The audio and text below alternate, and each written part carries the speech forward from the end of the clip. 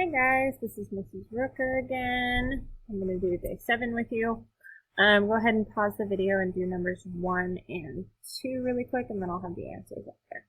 They're the answers to the review problems. I'm not going to take the time to explain them because we have a really long day of notes and we want to just dive right into it.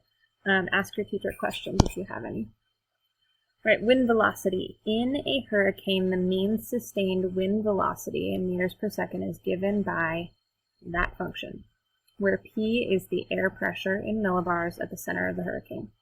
Estimate the air pressure at the center of the hurricane when the mean sustained velocity is 54.5 meters per second, and we are supposed to solve analytically or algebraically and then solve using a table. So I am going to very quickly solve this analytically, and then I'm going to show you how to use your table function in the calculator to solve this in a much quicker way, or sometimes quicker way.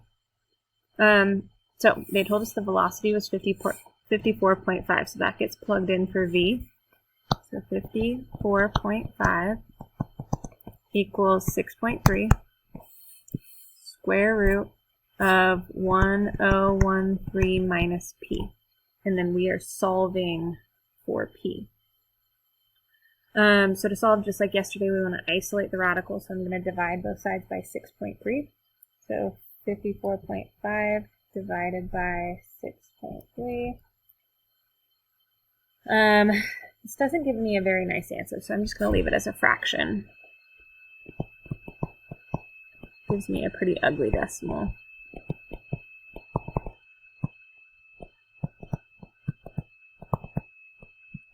All right, and then what I need to do to both sides is square both sides to get rid of the radical. So that number that I have stored in my calculator, the 54.5 divided by 6.3, I'm now going to square that. And I end up getting a pretty ugly decimal. It's going to be 74.836, so on. The more decimals I write, the more accurate my answer will be, so I like to continue with lots of decimals. And really, I keep it stored in my calculator until the very end so that I get as accurate of an answer as possible. So that's going to equal 1013 minus P. To get rid of the 1013, I subtract it from both sides, so I take that answer that was stored in my calculator, I subtract 1013 from it. I get negative 938.1-ish equals negative P.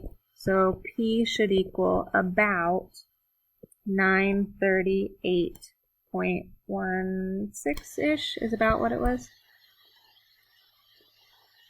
All right, and then it said estimate the air pressure, blah, blah, blah. Okay, so it didn't say exactly what decimal to carry it to. So this is the answer that I got. All right, so now what we're going to do is we are going to do the same problem, but we're going to do it in our graphing calculators. And what you're going to do is you're going to go to y equals, actually you're going to turn it on first, then you're going to go to y equals, and you're going to type in this function. You don't need to worry about the v of p part. You just start with 6.3, the part after the equal sign. 6.3 square root of 1013 minus x. And this that I'm pointing at right here is your x button. We're not going to put p's, we're going to put x. And then you can graph it, but a lot of times it's going to give you a really ugly graph and it's going to take a long time to graph it. So instead we're going to click second and then graph, and it'll take us to the table. And what we're trying to see is we're trying to see when it finally reaches the number we want it to. The number we want it to equal is 54.5 because that's the velocity that it's asking us. Or we're trying to see what air pressure it'll have to be when it finally reaches that velocity of 54.5. So we are going to have to scroll down because I noticed that the numbers are going down. we're going to have to keep scrolling down for a long time until it reaches 54.5. But I don't have to keep scrolling and scrolling and scrolling if I don't want to. I can change the numbers in this calculator, a little trick, so that it counts by bigger numbers. So I want to stop on a nice pretty number. So like I stopped on 100, and then I can click plus 50, and I can count by 50s now. And then I just click enter, and now I'm counting by 50s, and I won't have to scroll quite as far, which is nice. I'm still looking to see when it hits, when it hits 54. All right, and I notice it hits 50 here, but then it jumps all the way to 22. So at around 50, I'm going to stop again, and I'm going to let it count by ones again. So I do plus. Anytime I want to change what it's counting by, I click plus, and then the number I want it to count by. So now it's counting by ones again. And I need to see when it hits 54.5. Oops, I went too far. 54.5 at about 9:38. Huh, would you look there? 9:38 was what we got when we solved this algebraically. I told you it was going to be quicker if we did it in the calculator. It probably wasn't, because we had to go up to those crazy, crazy numbers, but a lot of times it will be quicker and easier if you do this in the calculator. So I'm just going to write down 9:38. 9:38 when it was 54.56. And you could write down more values, but this is really the only value that we care that much about. All right. Okay, so now we're going to solve this next one using just the table function in our calculator. So number 2, what I'm going to do is I'm going to take this guy and make it its own equation. Y equals square root of 25 minus x. And then I'm going to make this other side its own equation as well. Y equals 9. So square root of 25 minus x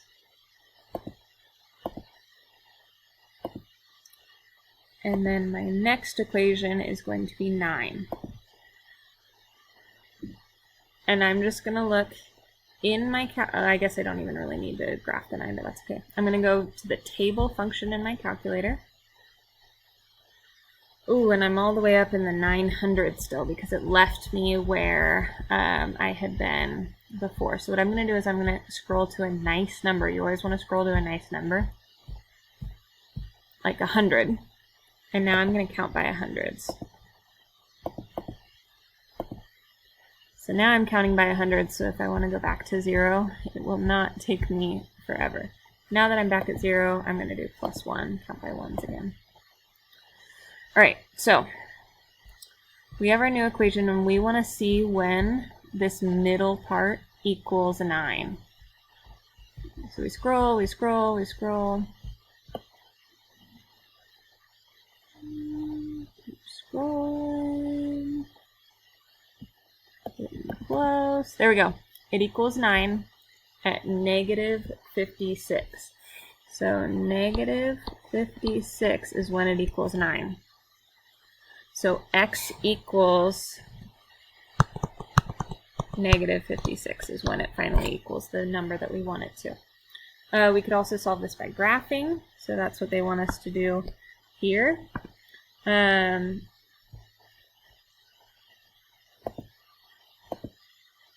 Well, what we could do, I don't know if we have enough room on the graph. I'll just look at the graph on our graphing calculator since we have it. Oh, yeah, I don't like solving by graphing on this particular one because clearly the numbers are very far off of the graph that they gave us. So I'm going to skip the solving by graphing because we were able to see it in the table. that it equals 9 when x is negative 56.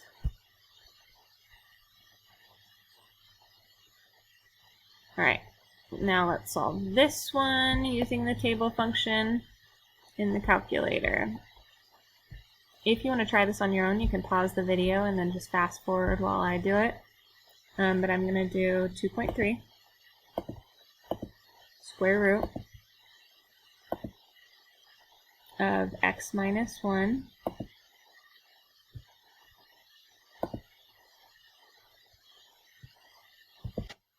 so that's going to be one of our functions, and then we want to see when that's equal to 11.5. So that'll be my other function, and then I'm going to go into the table and I'm going to see when they are the same. Well, I get an error message for a lot of these, so I'm going to scroll until I get closer to 0, see if I can get into some better numbers. Okay, there we go. Now I see that the numbers are going up, so we're in the 7s now. We want to see when it's going to hit about 11.5. Okay, 26, 11.5. So that means x equals 26. Again, I'm not going to draw this on this graph because you see that it counts by 1s and 26 is way off the graph. We might be able to see it if we change the scale on this, but the point of using our graphing calculators to do this is to save us time, and that's just going to take us more time than is necessary. So we are going to move on to the next one. Solve the following problems using a method of your choice, analytically, table, or graphing. For the most part, we're going to use a table on these. It's going to be the most efficient way. We have a model rocket that is launched 25 feet from you. When the rocket is at height h, the distance d between you and the rocket is given by that function, where d, or h and d are measured in feet. What is the rocket's height when the distance between you and the rocket is 100 feet?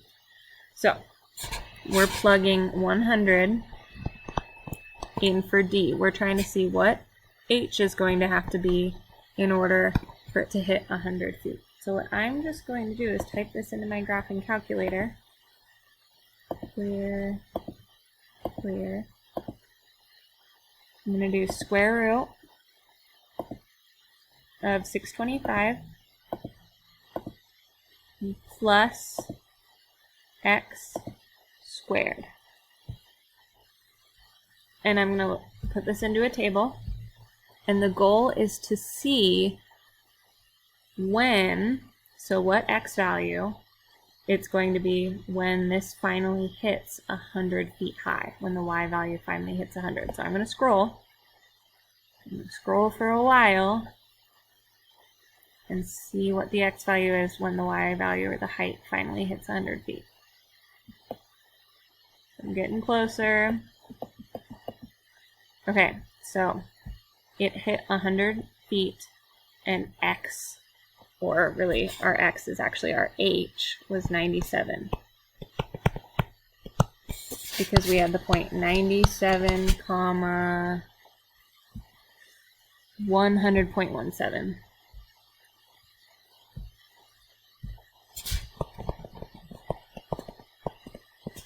So this was an estimation, but the rocket's height is about 97 feet when the rocket is 100 feet high. Moving on, a jeweler uses that formula to relate the average diameter of a cultured pearl in millimeters to its weight in carats. The jeweler sells the pearls for $3.25 per carat. How much would a cultured pearl with a 9.5 millimeter average diameter cost? So they told us they want the diameter to be 9.5. And what we want to find by looking at our table is what W would have to be, or our W when we graph this will be our X. And that'll tell us what the weight is. Once we know the weight, then we can convert to price. So let's not worry about price yet. We're just going to figure out what the weight's going to be. So again, we're just going to graph this, but we've got a cube root. A couple different ways we can graph this. There is a cube root option in here somewhere, but I don't remember exactly how to find it. So what I usually do is instead of cube root, I just raise it to the 1/3 power, because cube root is the same as 1/3 power. And that's easier for me personally to type into my calculator. So 4x divided by 0.0287, hopefully that's the right decimal, to the power of 1 divided by 3, 1/3. And then I want to look at the table and see when that's going to hit 9.5. So I'm too high up in numbers. I need to go down a little bit in number. So just keep scrolling until I hit 9.5. Getting close. Oops, past it. So 9.5. Well, this is a little weird. It's it's almost 9.5. It's about 6. What you can do if you want to be a little more accurate is you can hit that plus button and count by 0.1s. So now we're counting by decimals. So I'm going to be a little more accurate. Yeah, it's 6.1 is pretty dang close to 9.5. So 6.1 was 9.49 something. 4988. That's about as close as we can get. So W equals 6.1. But they didn't ask for W. What W stood for was weight in carats. Then they told us that the jeweler sells pearls for $3.25 per carat. $3.25 per carat means $3.25 times the amount of carats we have. So $3.25 times 6.1 is what we're going to be doing here.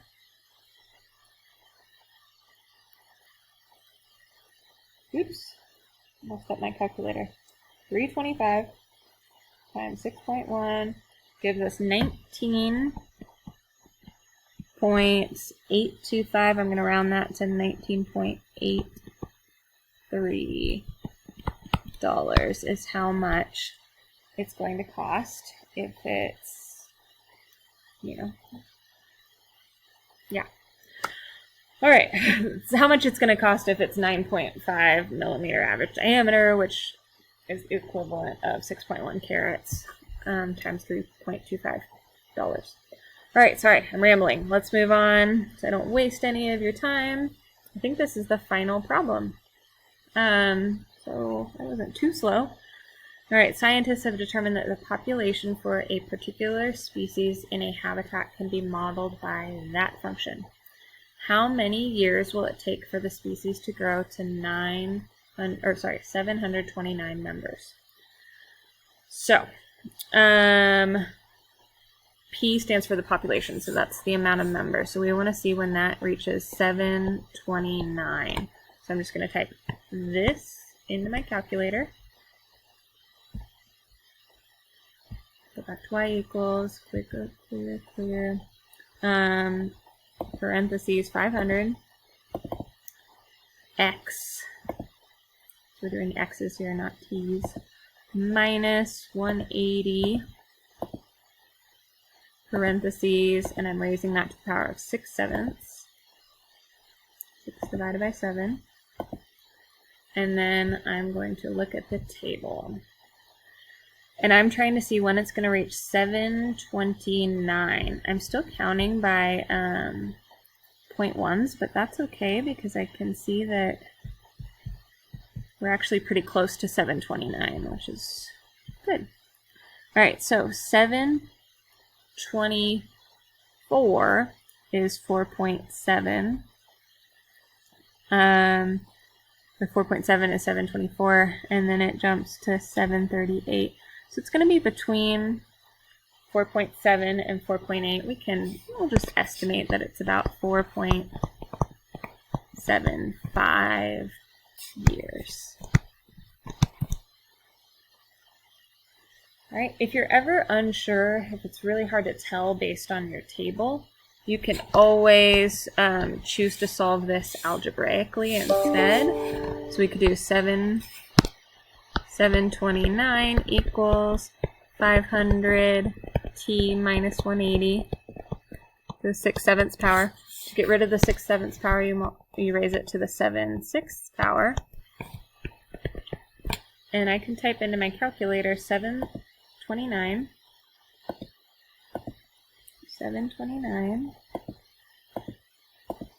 to the power of 7/6. And that's 2187.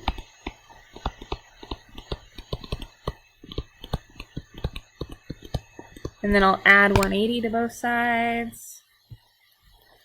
So 2187 plus 180 is 2367. And then divide both sides by 500. And I got that t equals 4.734, which is going to be a more accurate answer than the answer that I had gotten up here, but I got pretty dang close from the table. So yeah, I think that is it for these notes. Basically, it's a lot of plugging into your calculator and seeing how long it takes to get to the value that you want. Please make sure to ask your teacher questions if you have any. All right, thank you guys. Have a good one.